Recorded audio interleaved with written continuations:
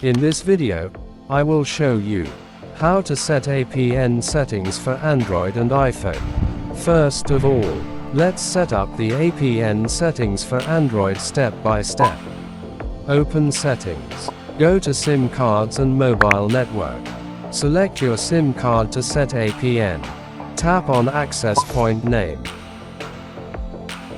Add a new APN if needed. Set the name and APN field. Only fill in the name and APN field as shown in the video.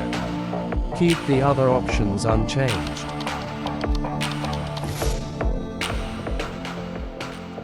Tap More and tap Save. Select the new APN from the list, and restart your phone.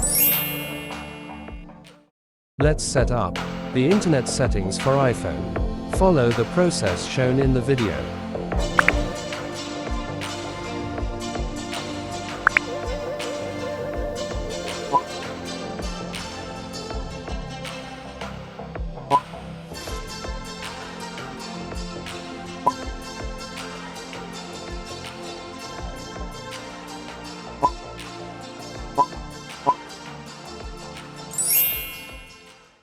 If you found this video helpful, please like, share, press the bell icon and subscribe our channel.